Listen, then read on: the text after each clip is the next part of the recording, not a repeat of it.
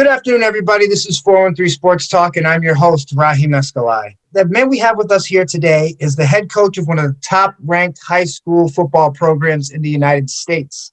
From the Hun School in Princeton, New Jersey, head coach Todd Smith. Welcome to the show. Hey, thank you.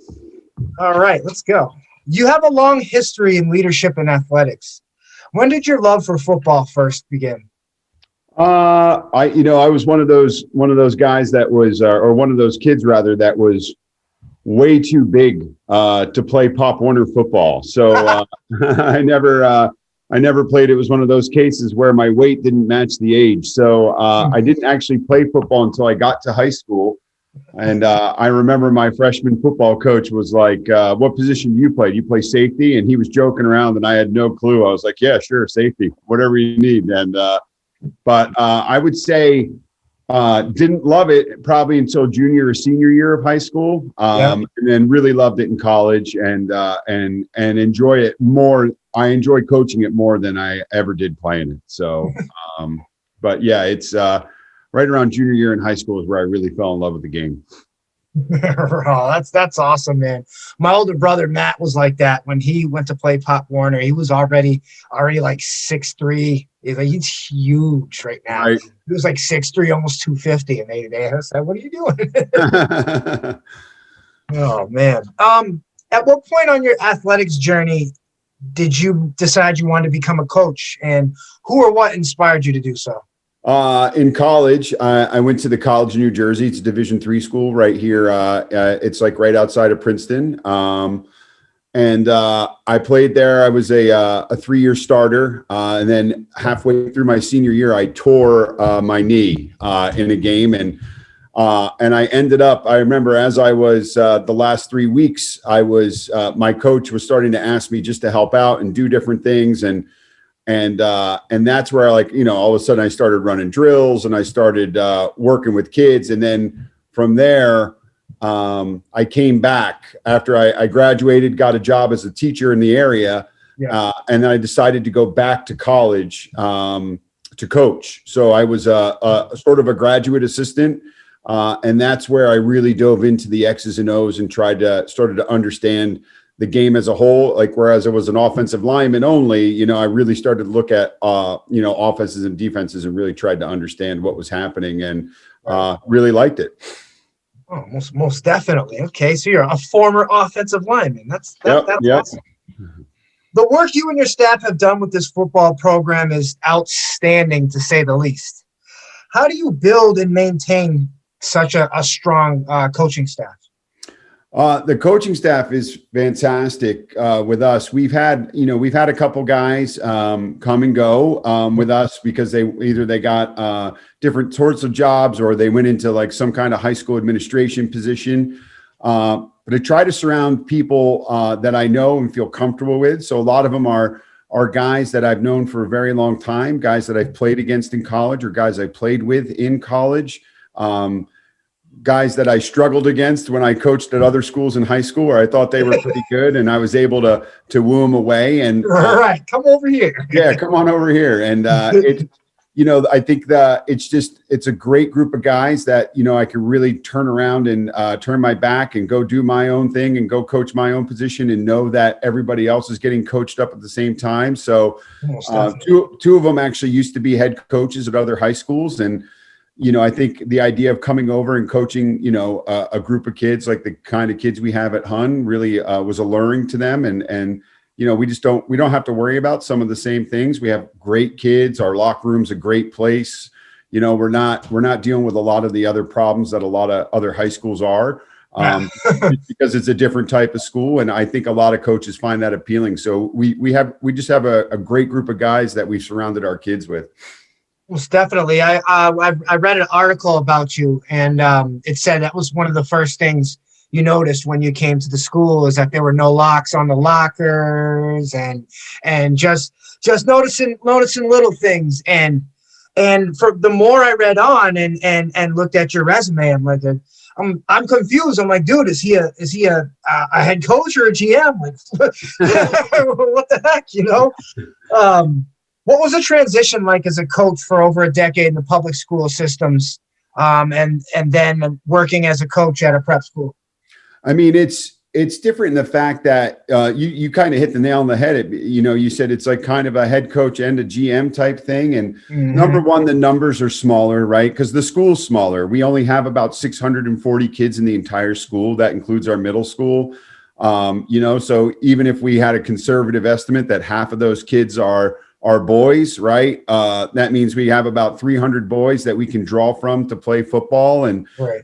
so the team's just going to be smaller. And I think that's one of the things we've really done a good job of is, we get these kids that want to come in and play football as freshmen, and we do a great job of building the team around those kids. So when they come in, we kind of figure out what position they're going to be. And then every year, as most prep schools do, maybe we get a repeat sophomore or a repeat freshman, or we get a transfer student. Obviously we get the 4 postgrads, and that was bonkers too, right? When you get the job, you're like, wait, I can go get guys that are done with high school. Right. And, Right. and it's, so there's not, one of the advantages to being a prep school coach is it is kind of easy. If you have a hole in the roster that you need to fill, you can go get a ready-made kid, that's played or has experience, and you don't have to worry about starting from the ground up with them.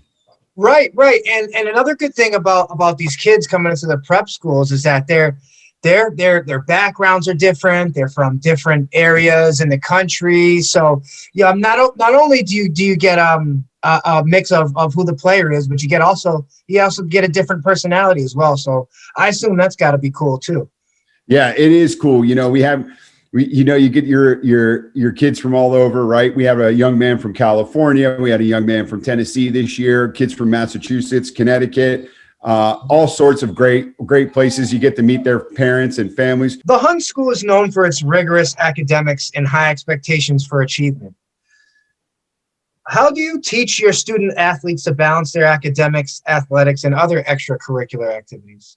That's a great question. And I think Hun in general is set up in a way where, we really support our students, and even the school day itself is regimented that way where, the kids, when they have free periods, they have access to go to the library or different classrooms where they can get done with their work. And then at the end of each day, before we have practice, we have about a 40-minute period called extra help, where if a kid needs to go for any reason whatsoever, whether it's extra help or getting ready for a paper or a study session for a quiz or anything, if they ask the teacher for extra help, they're going to get it during that time period. So we won't have practice during that time. We encourage our kids to advocate for themselves and go there. And the other great thing is Coach Smith has complete access to everything that happens on a minute-by-minute basis. So I know if they're not in class or if they hand in an assignment. And with the small numbers, we're really able to manage that. And, we've had a great success with our kids really buying into the classroom because they understand without that, there is no football. So it works both ways. That's awesome. That's a good motivational tool, and at the same time keeps the kids in check. That's right. That's right. You gotta love it. In the community, your team's pre-COVID games were the highlight of everyone's week, from what I read. How have you developed and maintained such strong community support through the football program? I think, it's, and that is one of the huge differences between public school and prep school. Yep.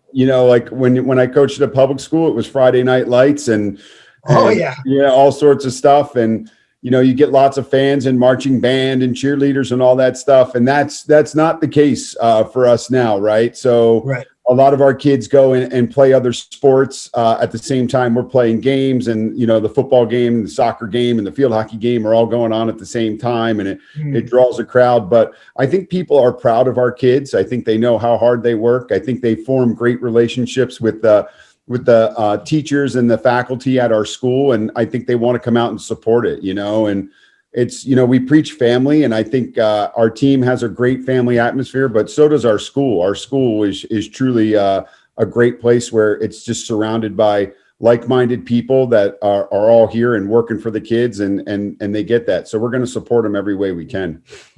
Right, most definitely. That's one thing that even appeals to me about private about prep schools. I'm sorry, that togetherness, that family environment, and then also too, with kids living on campus, I assume.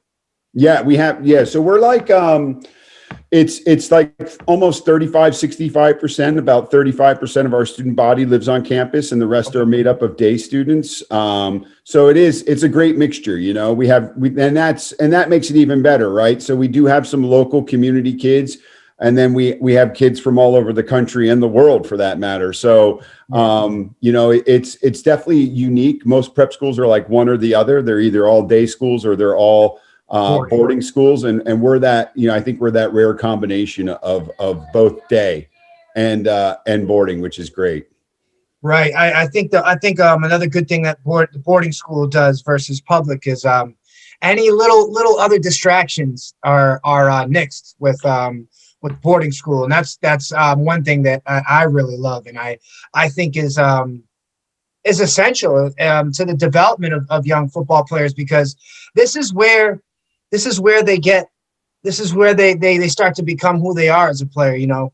Not all of them have aspirations to go to the NFL, but if we're specifically talking about these group of guys that might that's their aspiration, they have that advantage to take their sport seriously.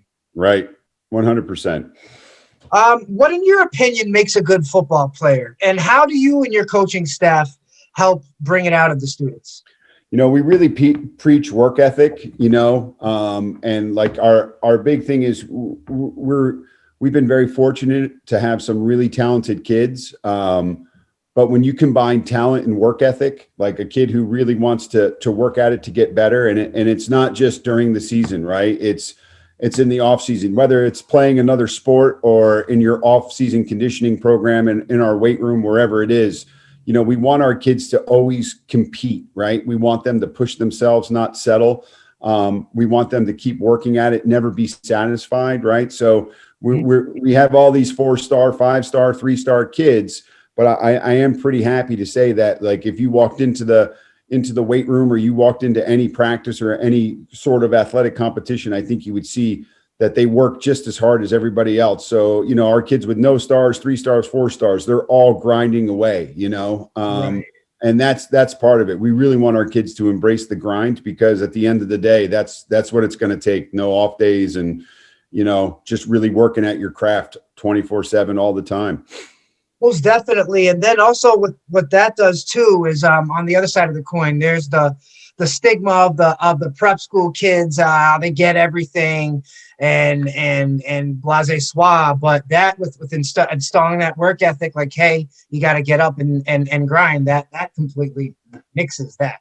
Right. I mean, I really I think people ask us, like, how would you describe your team all the time? And it's like, I think we're a hardworking team with a blue collar mentality, right? We want to punch the clock and go to work every time. And we want to use our time wisely. We don't want to waste our time. And, we want to get out to practice, get things done, be efficient, right? In everything we do, be sharp mentally and physically. And, we've had a lot of success with that.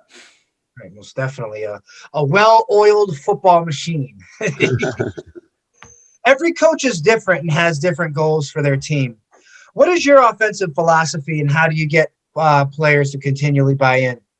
Our offensive philosophy is we want to create as many mismatches as humanly possible in the game. And when you have a lot of great players, our team's a little different, where we'll have a talk at the beginning of the year, and we have a lot of talented kids. And when kids come to our school or when they talk to us, one of the conversations we have is, if you're the running back and you're expecting 30 carries a game, that's not going to happen with us.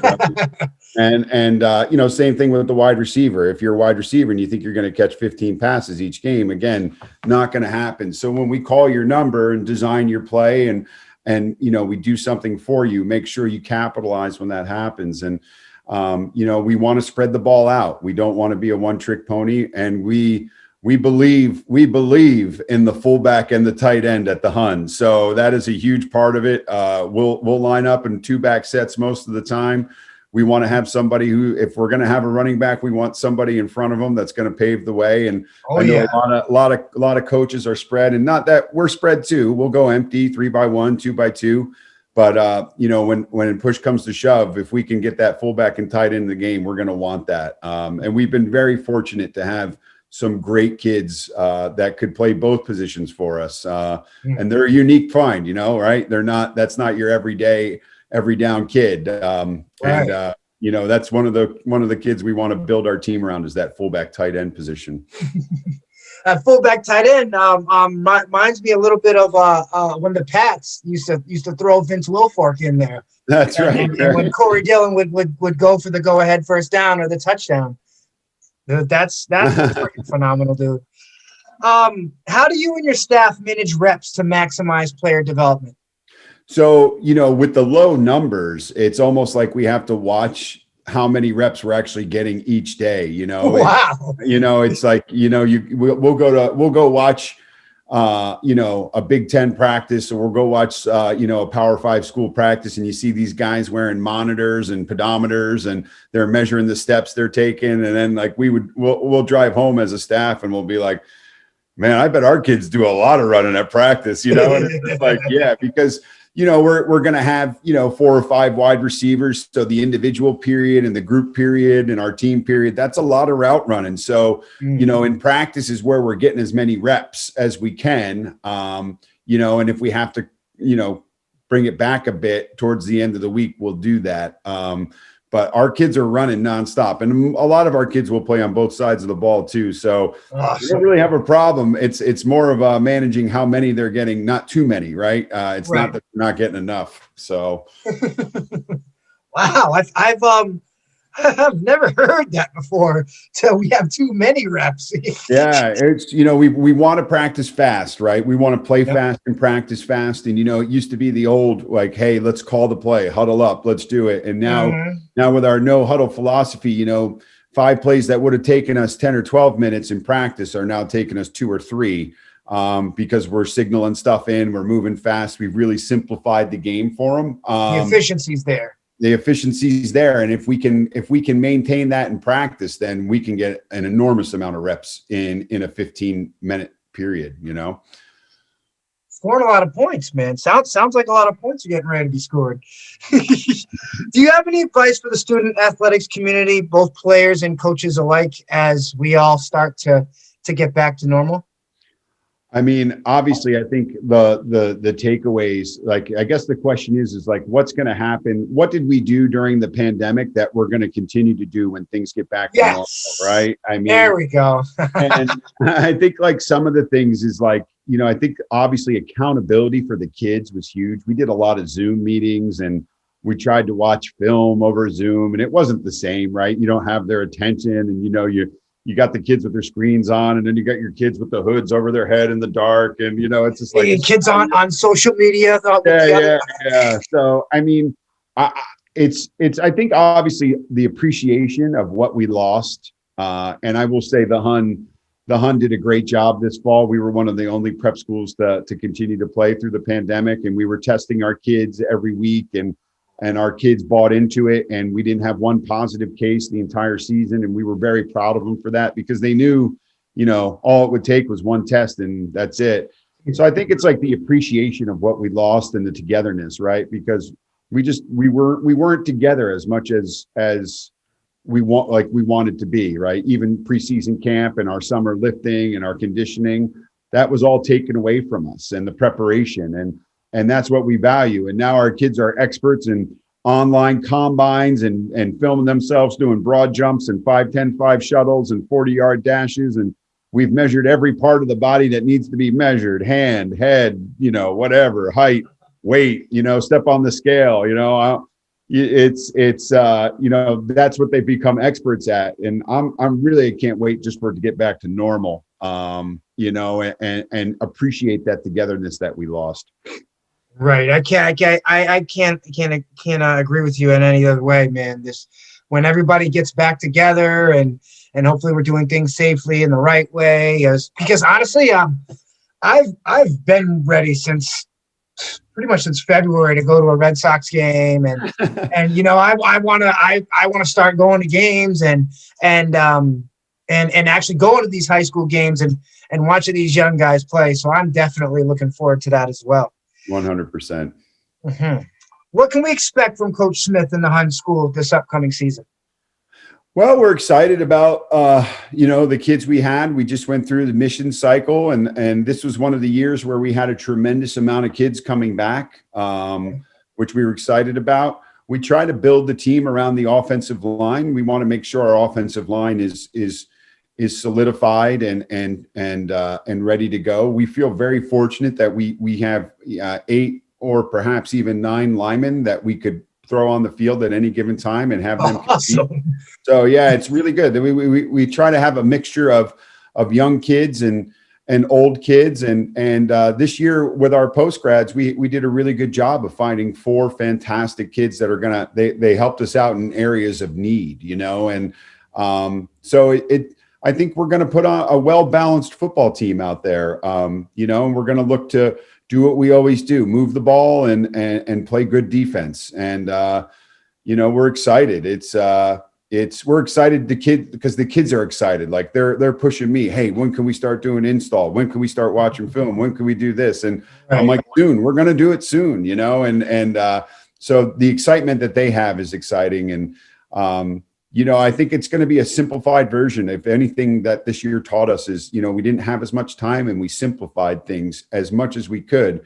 So right. Maybe we don't have 17, different ways to run the same play, right? We're going to get good and fast and we're not going to overthink as much as we have in the past, right? And we're just going to get out there and go. So hopefully we have an offense that can spread the ball out. We have lots of different guys who can touch it and do great things with it. And, we're just excited to see what we can do. That's awesome, man. I really wish you and your guys the best of luck going forward. Last but not least, what professional teams do you root for? Oh, man. So in football, it's so lately I grew up and I had the unfortunate, I guess I was misguided as a youth, and I was forced to follow the New York Jets. I know it's been a struggle. The struggle is real. And we had a great, it's been a great time. We had one of our former post grads on our team was a kid named Joshua Zott, who's starting wide receiver at Colgate University right now. And his father, Dave Zott, played for the Chiefs and the Jets, and he currently still works for the Jets. So, pre-pandemic, we would get to go down and watch preseason camp, and I loved it. I mean, it was awesome. And so getting to meet Dave, because he ended his career with the Jets, was great and all that stuff. But lately, I'm not going to be the guy who says it's not really watching. It's not really falling in love with the team. It's falling in love with schemes and the way people do stuff. Yeah. And I just love, obviously, I love the way Andy Reid calls a game. I know they're saying it's Bieniemy, but listen, when Reid puts that play sheet over his mouth, I'm pretty sure he's calling something in there too. And I love the way the Cleveland Browns play. I know a lot of people aren't Baker Mayfield fans, but I think he is a player. He's not the flashy guy, that some of these other guys are, but he's that playmaker. He's been that kid all his life, plays with a chip on his shoulder. And right.